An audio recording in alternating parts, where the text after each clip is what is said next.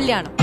ഈ കല്യാണം കഴിഞ്ഞിട്ട് വീട്ടിലേക്കുള്ള ഒരു വരവ്, അല്ലെങ്കിൽ കല്യാണം ഹോളി വെച്ച് ഫ്രണ്ട്സ് പണി കൊടുക്കുന്നു, അല്ലെ വീട്ടിലേക്ക് വരുമ്പോൾ പടക്കവും പിന്നെ വരുന്ന ആഡംബര കാറൊക്കെ മാറ്റി നിർത്തി ഓട്ടോയിൽ കയറ്റുന്നു, അങ്ങനെ ഒരുപാട് കാര്യങ്ങൾ ഇപ്പൊ നടക്കുന്നുണ്ട്. കല്യാണം മുടങ്ങി പോകുന്നുണ്ട് ഇപ്പൊ പലയിടത്തും. Correct. അങ്ങനെ എന്തെങ്കിലും ഒരു കഥ പറയാനുണ്ടാവോ ഫക്രു ചേട്ടാ?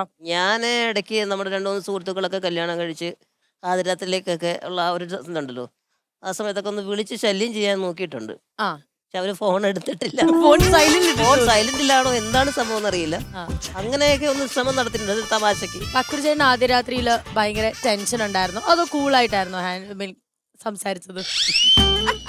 എലീനയ്ക്ക് അതിനെ പറ്റി എന്താ അഭിപ്രായം? ഞാൻ പറഞ്ഞുതരാം. അല്ല, നമ്മള് ഞാൻ പറയട്ടെ, സത്യസന്ധരോ? എന്നോട് ചോദിച്ചുകൊണ്ട് ഞാൻ എന്റെ മറുപടി പറഞ്ഞോളൂ. കല്യാണം കഴിഞ്ഞു കഴിഞ്ഞാൽ ഉടനെ തന്നെ ഒരു ഫോട്ടോഷൂട്ട് ഉണ്ടായിരുന്നു. ആ. ആ ഷൂട്ട് എന്റെ വീടിന്റെ തൊട്ടടുത്ത് മീനച്ചിലാറാ. ആ, ഓക്കെ. അവിടെ കടവത്തൊരു ചെറിയ വഞ്ചിയുണ്ട്.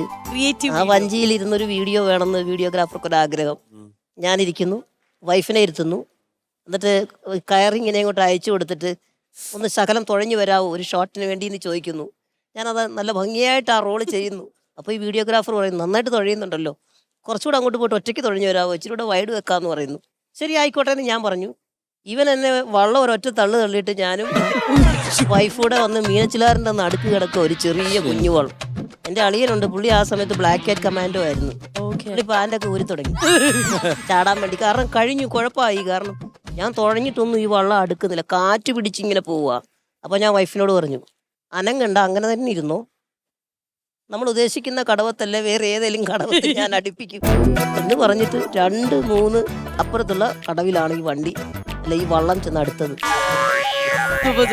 ബിബിൻ ചേട്ടാ, ഇല്ല, സത്യമായിട്ട് എനിക്കൊരു അനുഭവം ഇല്ല. കൂട്ടുകാർക്ക് പണിയൊന്നും കൊടുത്തിട്ടില്ലയോ? ഇല്ല. കസിൻസിന് ഇല്ലെന്ന്. ആദ്യ രാത്രി ഇല്ലായിരുന്നോ? ആദ്യരാത്രി ഉണ്ടായിരുന്നു. ആ, സിനിമാറ്റിക് ആയിരിക്കണമെന്ന് ഭയങ്കര ആഗ്രഹമായിരുന്നു.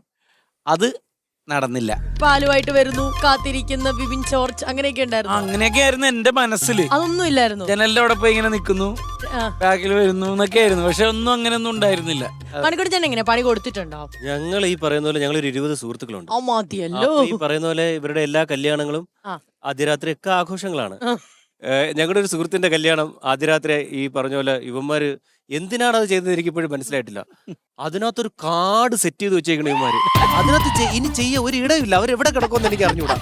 അവസാനം ഇവരെല്ലാം കൂടെ വന്നു കഴിഞ്ഞിട്ട് കഥ കടച്ചു പോയി.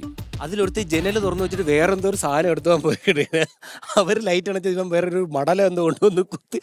അത് അവ അറിഞ്ഞില്ല, അവരകത്ത് വന്നു കുത്തി ഇറക്കി. അവസാനം പെങ്കൊച്ച് വിളിച്ചു, അയ്യോ എന്റെ അമ്മയെ നിലവിളിച്ചോണ്ട് ഇറങ്ങി ഓടി. സത്യം പറ, കൊച്ചു തന്നെയാണോ അതോ മണിക്കൂട്ടനാണോ?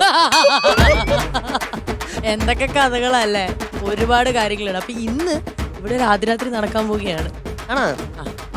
എന്താ സംഭവിക്കാൻ പോകുന്നതെന്നുള്ളത് കണ്ടിട്ട് വന്നാലോ?